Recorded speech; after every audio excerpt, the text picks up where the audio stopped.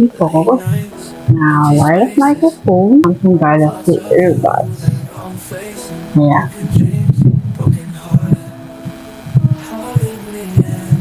Ito yung microphone. Magandang sa Lazada. Ito yung card reader kasi nahihirapan.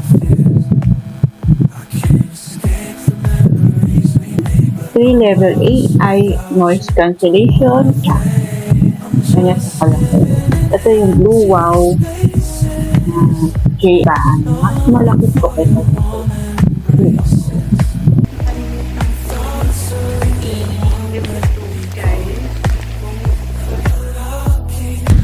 Hello. Ayan na, naka-on na.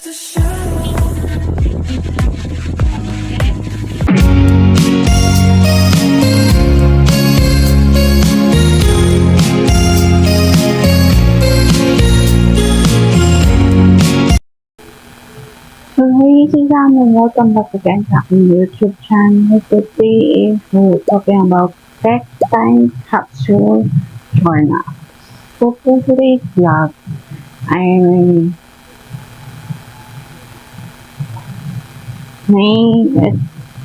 akong i-review sa inyo at i-unbox natin to pamaya-maya. At ito ang Boya Mini 2.4 THz Ultra Mini Wireless Microphone. Ayan siya. So, yung naman ito, nandito na, pero i-unbox ko pa rin para sa inyo. And, makikita nyo yun mamaya-maya sa vlog ko. And, ito, kung makikita nyo yung naman ito, ito na. So, without further ado, let's get started na. So, i-unbox na natin.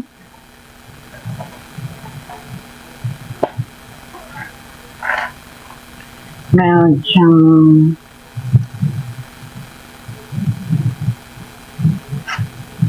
siyang warranty. So, kita nyo. And meron siyang manual paano gagamitin with the Chinese and English version. So, yung iba naman ng mga manual use manual is nasa mismo na nila app. So, ang kasama nyo sa loob ay ito, yung charging. Pag-charge na yung mismong Boya Mini na charging case. At ito yung pinaka-main na laman niya, si Sam. Ganito lang sa kaliit. Halos magkasing size lang sila ng aking Samsung Galaxy Earbuds. Wait, pakita ko sa inyo. Yeah. So, ito yung Boya Mini ko na wireless microphone. And, ito yung aking Samsung Galaxy Earbuds. Ayan. Kung pagko-compare naman natin kung ano naman ito. Ayan.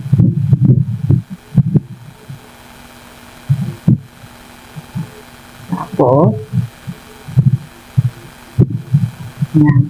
So,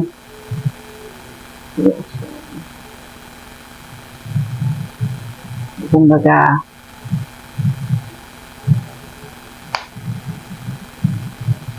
ito yung wireless earbuds.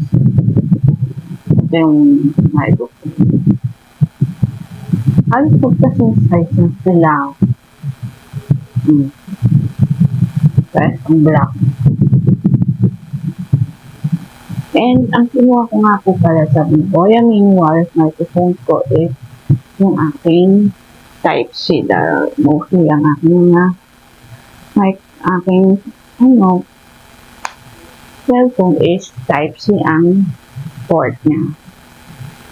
So, Next naman yung bago tayo mag-review dito sa aking Boya Mini wireless microphone is meron akong another mabili sa Lazada. Ito yung card reader kasi nahihirapan ako sa maglipat-lipat, napaka-hassle na maglipat sa laptop, tapos sa aking cellphone, tapos sa hard drive. So, may nakita ko sa Bavin, ito yung OTC29 na model na tatlo yung niya, nasa pang hard drive, nasa pang kunwari sa SPF card ng telephone, ng phone or and then meron siyang pang SD card ng mga camera na pwede ko kasi at least hindi na hassle, so mas easier pa. And then, ito lang siya kaliit. Ayan.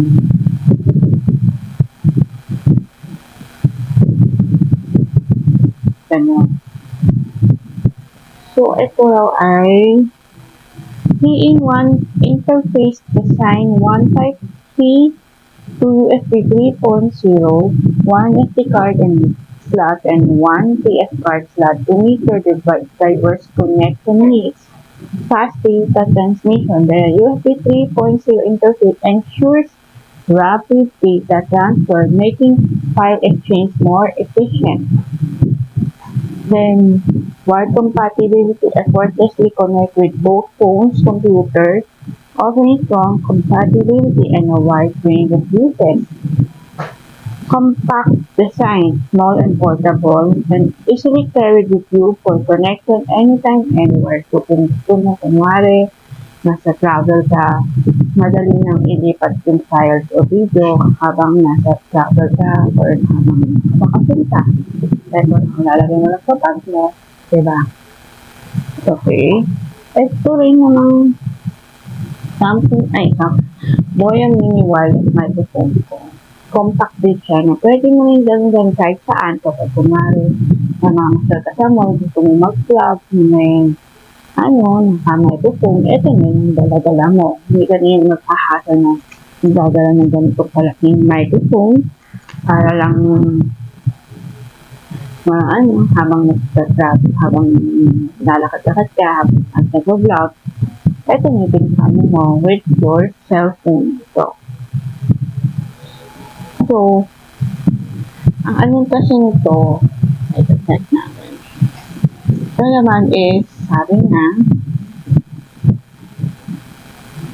ito is 5 grams mini microphone, 3 level AI noise cancellation, 48 kHz, 16 bit, 28C to 20 kHz, 80 dB SNR, then plug and play with real-time monitoring, 100 meters line of sight, and up to 30-hour battery life. Sobrang tagal ng ito.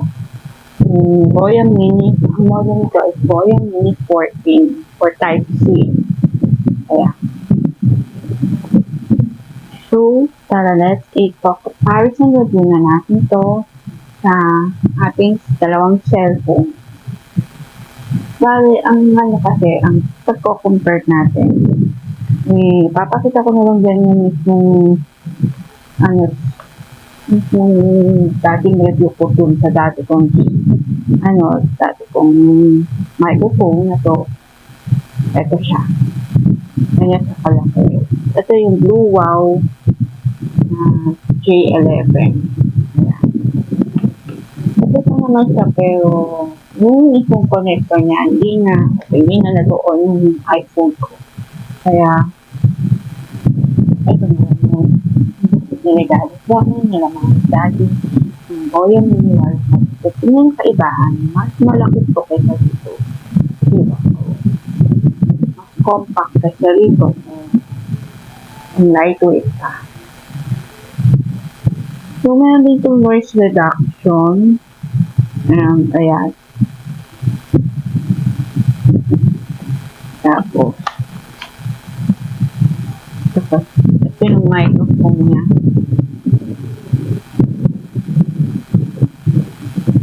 Ito naman yung microphone ng aking Boya Mini.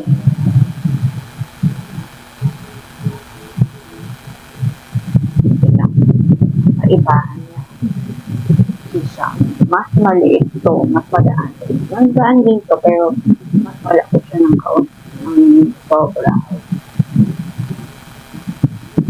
So, let's get started na para ma-compare sa review na natin itong Boya Mini dito sa aking Blue Wow J11. Papakilapit natin. Basta compare na.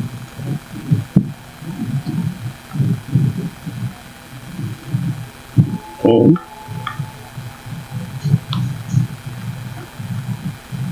Let's start.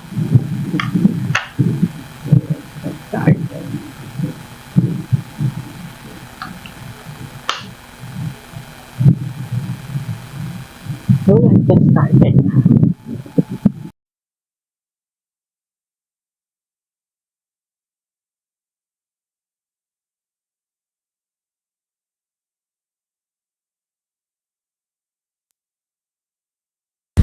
Hello.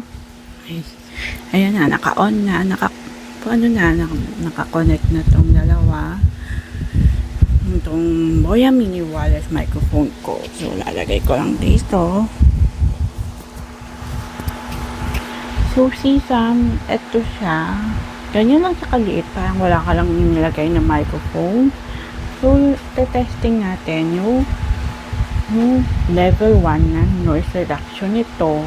Saka level 1 ng noise reduction nito. Makikita nyo yan sa katabi ko itong gamit ko ito sa iPhone ko. So, let's try.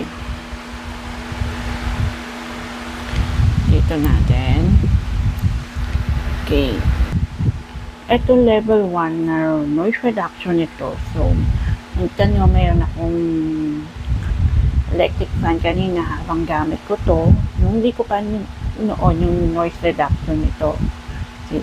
So, nakikita nyo ang kaibahan nung quality, sound quality nitong microphone na to saka sound quality ng microphone na to na Blue Wow. First one.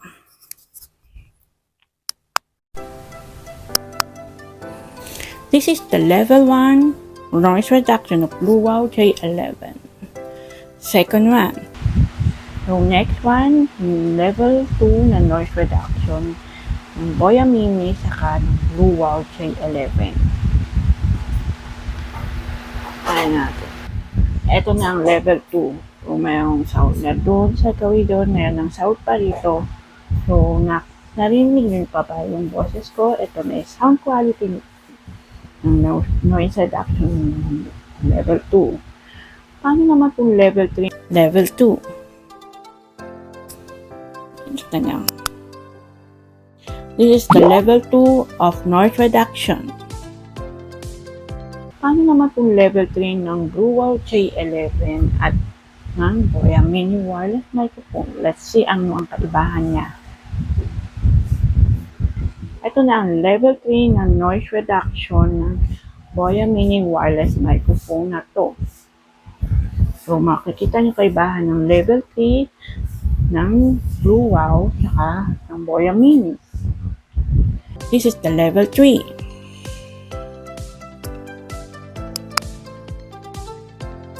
This is the level 3 noise reduction. Kung ano ba ang mas tinig yung boses ko, mas clear yung boses ko. Dito ba sa Boya Mini o dito ba sa Blue Wow J11? So, next naman natin i-review is yung pinakabago nitong yung may dalawang voice siya. With the male voice and female voice. So, let's try. Ano ko lang.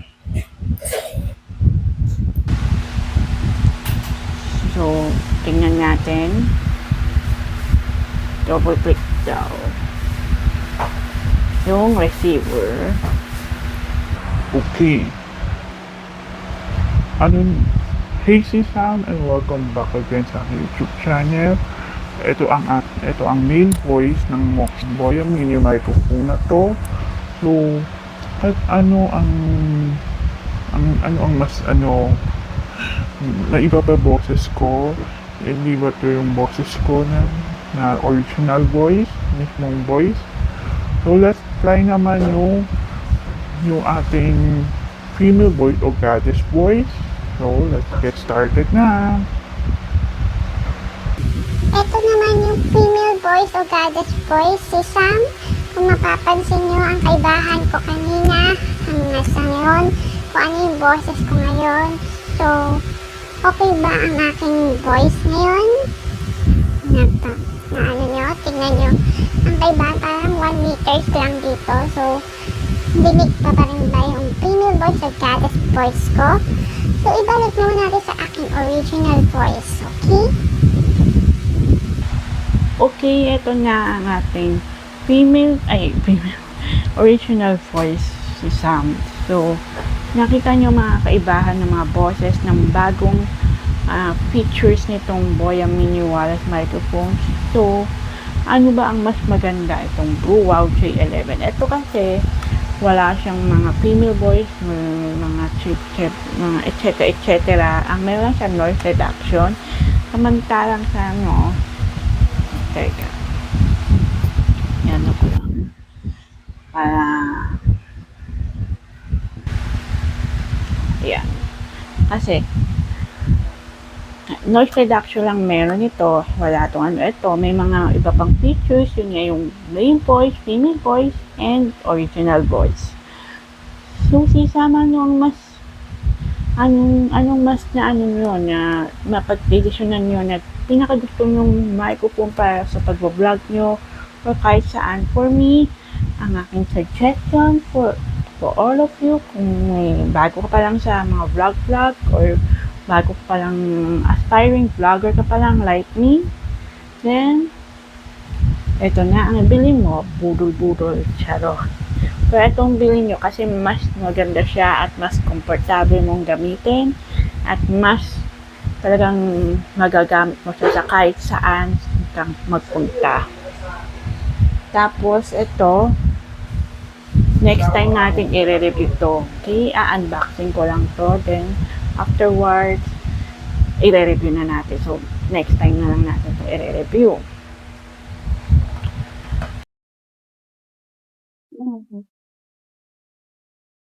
Nakalimutan kong i-review to, guys. Kung pwede sa 50 sa foreign mo. So, try lang natin, if ever.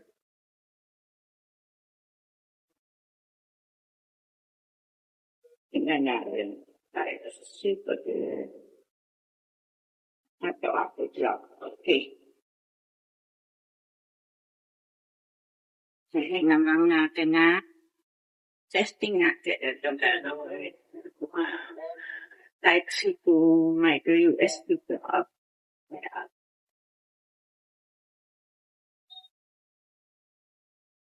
Pwede siya. Testing naman natin dito, okay? Sa cellphone.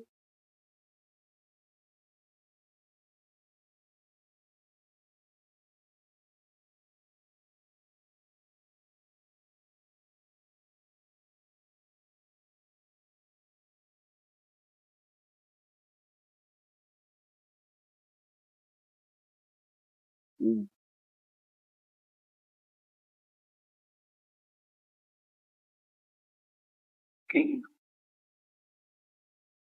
Natin. Oh.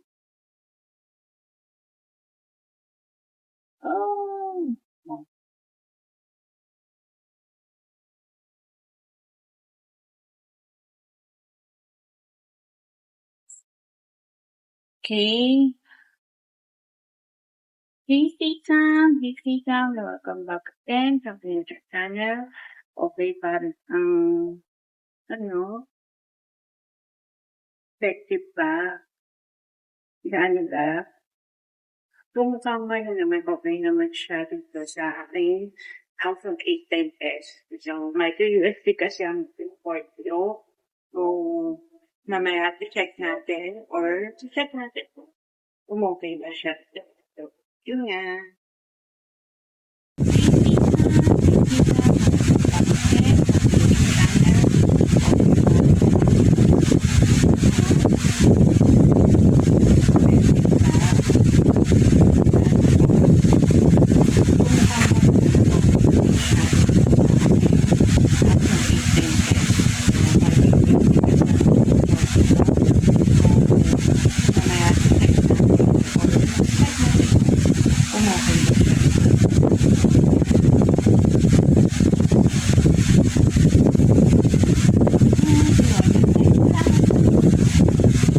So again, see you on my next vlog.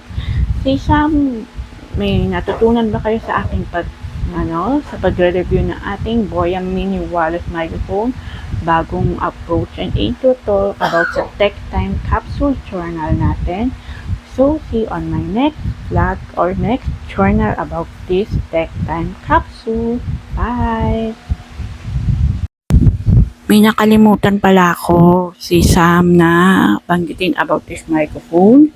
When you connect this one to the cellphone, kung may iPhone, pinaka-latest na iPhone or Samsung na Android, is eto, na-charge siya through sa cellphone. So, talagang sobrang kahit na kunwari is kala mo malulobat na yung microphone mo, yung pala itong receiver nag-charge siya through the phone. So kahit matagal yan, parang nag-charge siya dyan. So yun lang yung nakalimutan kong banggitin sa inyo na observe ko about this microphone. So again, see you on my next vlog.